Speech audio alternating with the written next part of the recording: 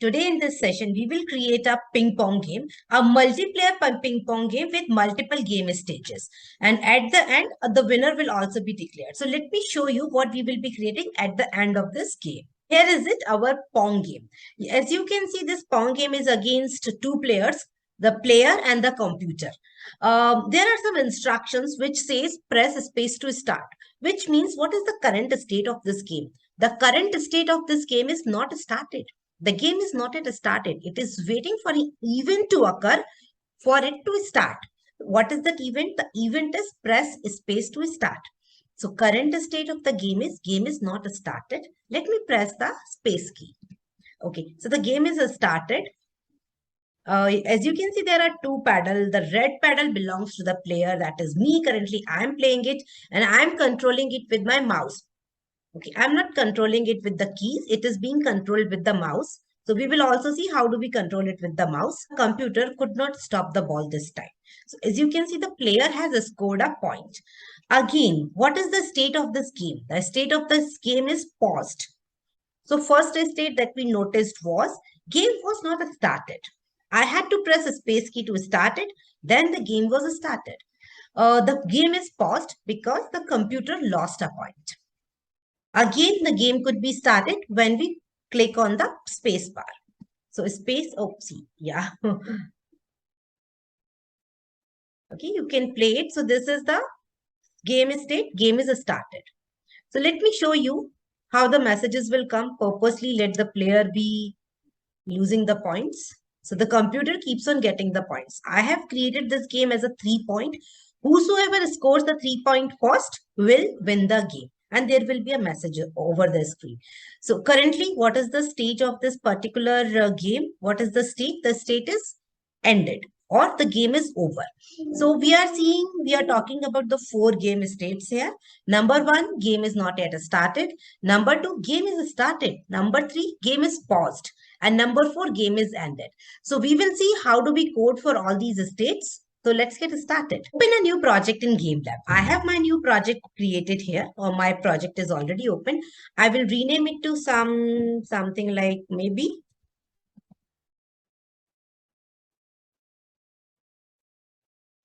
Okay, so I rename it, save it. It is important to rename and save so that later on you can understand which project is this. Begin with, what do we want? We want these two paddles to be created. The green paddle and the red paddle. You can give them any colors and one ball. So let's start with creating these two sprites. Start creating these 3 sprites. My number 1 sprite is, say for example, computer's paddle. I am creating as one sprite. All of you know the instructions or the steps already. How do we create a sprite? So maybe I want it to be placed somewhere here at 150 and 50.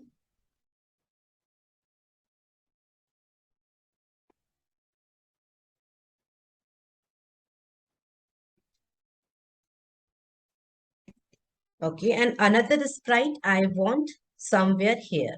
So again, maybe 150 and 350.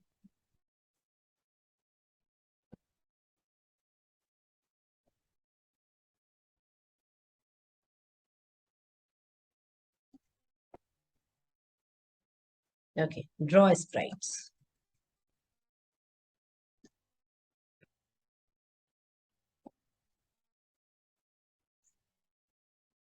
Okay, as you can see, the sprites has been created here. Now, I do not want them that big. I want them to be a little smaller of the paddle shape. So I will give the width and height coordinate now.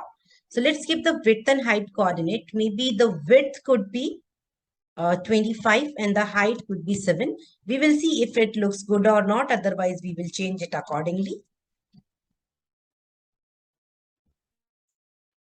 It is very small. So the width could be 50 and the height could be probably 12.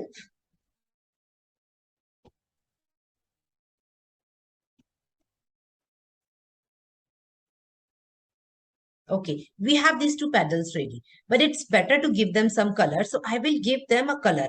Understand Understand one thing here. Here we are not using the sprite. We are just creating understand one thing. Here we are not using any animation. We are simply creating a sprite. By default, the shape of the sprite is a square. We are giving it the third and fourth argument in create a sprite to define its width and height. Okay, and now we are giving it color. So I am giving computer panel, say for example, a color of the command, the property that we use is shape color. I am giving it green. And for other one, that is player paddle, I am giving another color.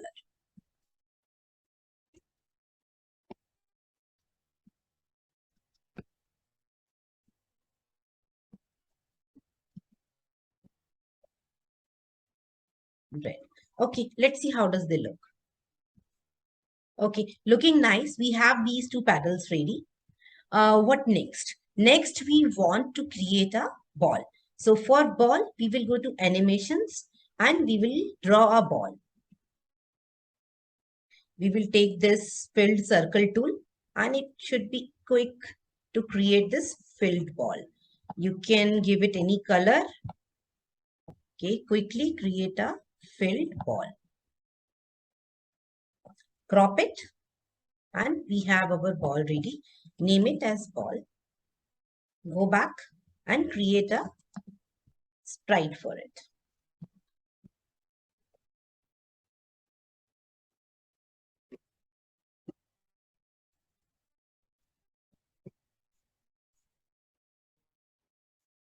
Here I am using animation because here I am going to give animation to my ball. Let's see if it is okay or not. Yes, we will have to resize it. Let's resize.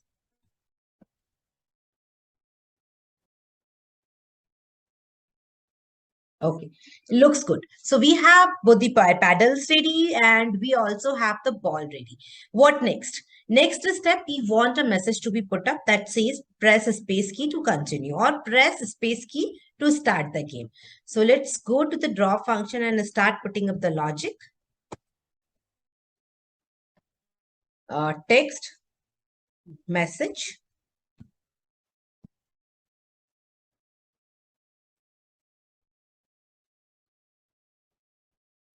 Where do I want to display it? Maybe somewhere here. So that will be 60 and 125.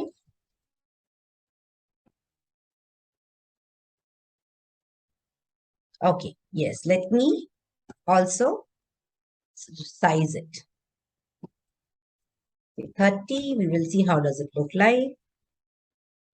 Okay, so instead of 60 here, probably I can make it 40 so that it is aligned in between. Yes. So we have our instructions ready. We have the sprites ready. What next? Next, we will have to give them movement. Movement for the paddles, both the paddles and for the ball as well. But when do we want the movement to be given? The movement should only be given when the player is actually pressing the space bar. Okay. So how do we define if the player has actually pressed the space bar or not? So for this, we will define some of the game states. What are the game states that we are going to define here are? Number one, let's take a variable game state. So the current game state is always not started because the game has not been started. So I am putting the current game state as not started. Okay. So remember here one very important thing. You can actually give it any name. That's absolutely fine. You can give it in a small cases also. That is absolutely fine. But as a good coding conventions, whenever we are creating a constant means different states or something which is not going to change. We have them defined. It is better to have them in all caps. So my first state is not started. And I would like this message to be coming up only when the game state is not started. So these two lines, line number 17 and 80 needs to be surrounded with the if condition, which says if the game, what is the current game status? So I will say if game state equal to not started. It has to be exactly matching with this. So I will better make a copy paste. If game state is equals to not started, then only I want these two messages to be coming up. This message, this message.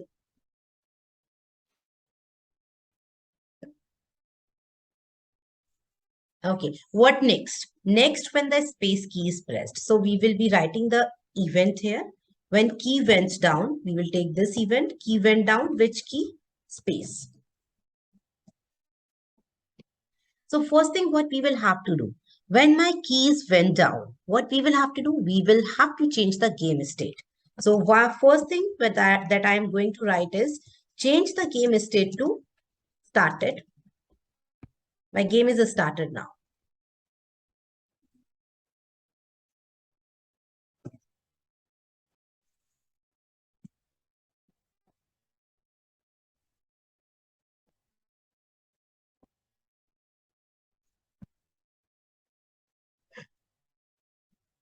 So here my game state is started. Now when my game state is started, I want to give a movement to this paddle which belongs to computer, which we are saying is a computer paddle. I also want to give movement to this paddle, red paddle, which is player's paddle. And I want this ball to bounce off, start bouncing off. So let's do that. First thing, let's give movement to this paddle, green paddle. What is the name of this sprite? Compass sprite. So we are going to give it a movement, say compass sprite dot velocity. So we want this sprite to move horizontally. That means X direction. Where do we want it to move? We want it to move in the X direction, and which is this direction. Okay, so because we want it to move in the X direction, it means we will have to work with the X velocity. So I will give it a X velocity. So velocity X of computer paddle, say for example, to begin with, I am giving it a velocity of 3.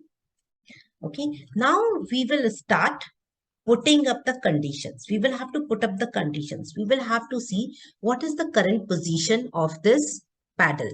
If the position of this paddle is, greater than 400, then actually the velocity should be -3.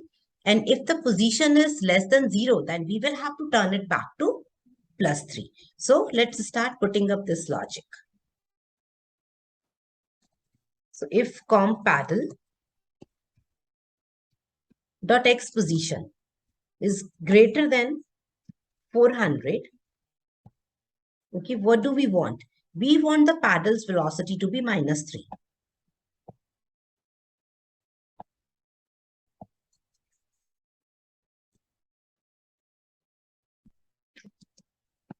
And I'm making a copy paste of it. And if comp paddle dot x position is less than 0, we want its velocity to be +3. Okay, but here we are giving the velocity conditionally. Do you think if I run this program, my paddle will actually move? I don't think so. Let's see it. So let me reset and run it again. My paddle is not moving. I'm pressing my space key again and again. It's not moving. Why it is not moving? It is not moving because it is actually checking these conditions. If paddle.x is greater than 400, then only it will give it a -3 velocity. And if it is less than 0, then only it will give it a +3 velocity. What is happening currently? The position is somewhere here, around 125. The x position is around 125, which is neither greater than 400 nor less than 0. So what we will have to do, we will have to give it an initial velocity, which we will give outside draw function. We will have to give this initial velocity outside draw function. So let me give it an initial velocity of +3 outside this draw function. Now let's see how does it works. Reset, run. Yeah. It's working, but what is happening? Can you guys guess what is happening in this case? It is working. It is actually going in positive 3 direction. But what is happening in this case? I am not drawing the background again, because of which the earlier drawn images or the earlier drawn sprites are not erased. So I will have to put up a background command here.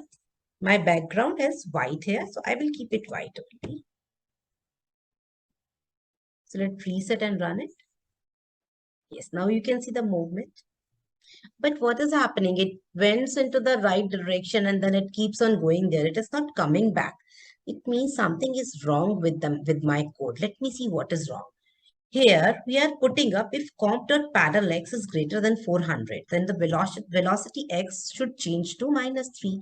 So my paddle x value has actually become more than 400. Why it's not coming back? It is not coming back because we have put up this code inside this condition if key went down space. So this is an error that we need to correct. Let me correct it. Okay, so how do we do that? Instead of putting this entire code inside the block if key went down, we should actually put this code inside. We should actually put this code inside another condition where we are checking the game state. So if the game state equals to started,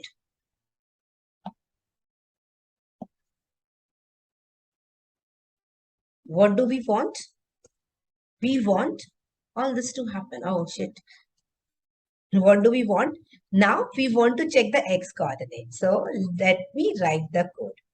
If compaddle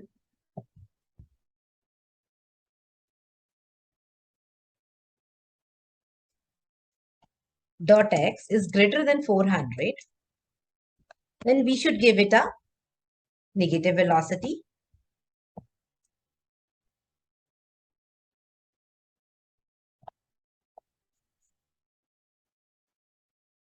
Okay. And another if condition inside if the game is started. Because if the game is not started, we do not want our paddle to give any motion. Then it will take up a positive velocity. So let's reset and run it again.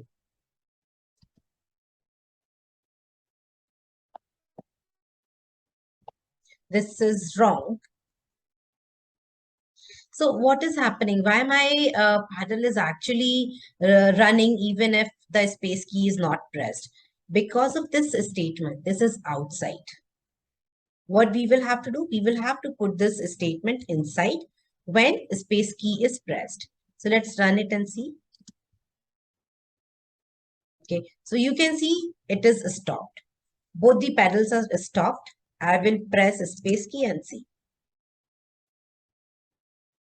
Okay, so fine. Finally, my paddle one is working fine.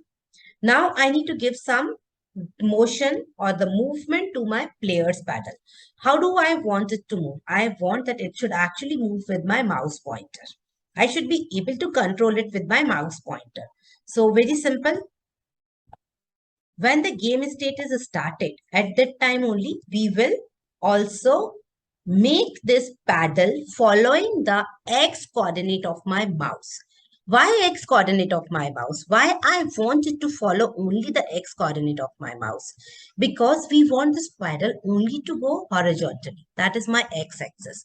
I want this paddle to move only horizontally. That is x axis. That is why the paddle will follow the x position of my mouse. Let me show it to you.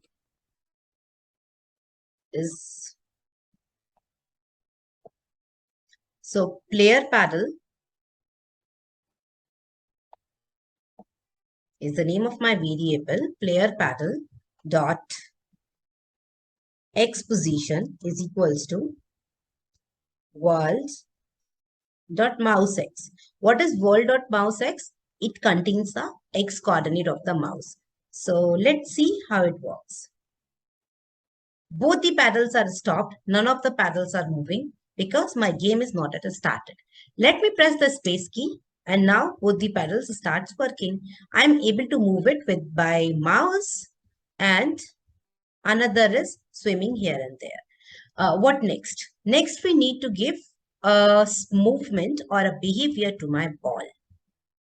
So for this, what we will do, when the space key is pressed, we will give it any random motion. Okay, we will give any kind of x or y velocity.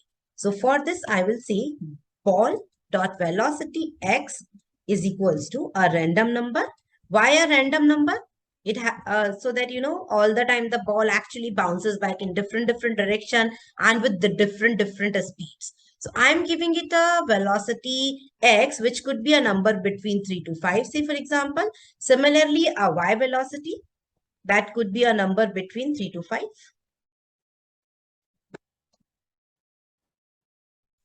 Okay, so we have given a velocity x and a velocity y. When we have given these velocities, very important, when my key went down space, as soon as the space key is pressed, the ball will start some velocities. Well, it will have some velocity. So let's run it and see. Yes, it got a velocity. It went out of the screen. Now we will have to stop it going out of the screen. So basically what should happen? Let's go to this project and see what is happening in this case. So let's see what is happening with the ball, or what should happen. This ball should not bounce from the bottom edge because it is the job of the paddle. So it should not bounce from the top edge as well as from the bottom edge, while it should bounce from the left edge and from the right edge. So how do we do that? How do we make our ball bounce only from left and right edges? So for this, what we will do, step number 1 is we will create edge sprites. What does it mean? As soon as I use the function create edge sprite, this game lab creates 4 sprites for us, which has got the name as top edge, bottom edge, left edge, and right edge. Okay, so it will create these 4 sprites for us, which we can access with these names: top edge, bottom edge, left edge, and right edge. But before using these sprites, we will have to give the command create edge sprites. So here, when my game is in a started condition, I will first create edge sprites, and then I will make the ball bounce from the left and right edges. So create a sprite is there. My ball should now bounce off from left and right edges. As you can see, as you type left, you will see the name left edge. This is the exact name that you need to pick. Consider the cases as well. The ball should also bounce off from right edge. Okay, pick this name so that there is no type in your code. So let's see, is it actually bouncing from left and right edges? It is actually going down always. So let me do one thing. Let me make it first bounce from both the pedals as well. So this ball should actually bounce off from both the pedals, which is comp pedal, and this should also bounce off from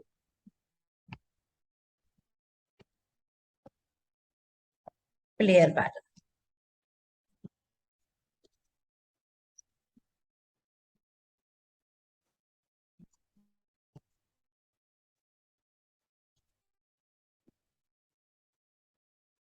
Okay, let me run and see what happens. Okay, so it is bouncing